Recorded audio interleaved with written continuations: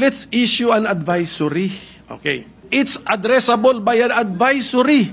Hindi ko nakikita bakit dinadala kami sa dismissal, remand, return, whatever is the term, Mr. President.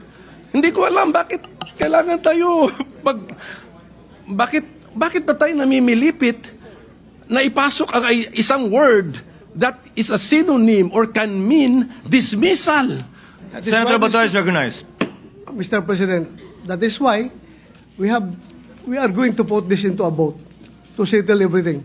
For the record, Mr. President, I changed the word remand to return, a non-legal term, to make it plain. So it is in no means a dismissal, Mr. President. Kung dismissal din lang, bumalik tayo sa original na Your Honor, just to emphasize that it isn't, and just to answer Senator Win na why remand, because the original motion was to dismiss, and I understand why they want it to dismiss. This is a compromise that I feel is both practical and idealistic, Mr. President. In my view, Mr. President. Bato did not relent with his motion to dismiss the impeachment complaint laban kay Vice President Sara Duterte nang inilagay niya as a motion on the record na ilagay sa boto ang dismissal ng impeachment trial ni Duterte dahil nakasaad sa konstitusyon daw na an official should not face more than one impeachment proceeding every year.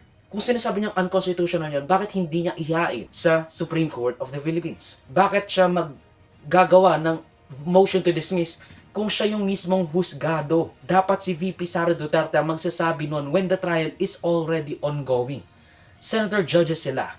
Wala dapat silang motion to dismiss o kung ano-ano man. Kasi the only thing they ought to do is to judge neutrally sa mga motion, impeachment, or ruling na gagawin nila. Inamiyandahan ni Senator Cayetano ang motion ni De La Rosa to just remand the articles of impeachment back to the House of Representatives instead of outright dismissal. Ngayon, gusto niyang mabigyan ng credit dahil hindi raw nasabi ni Cheese ang pangalan niya after the motion has been approved. Sir, ako yung original na kahit na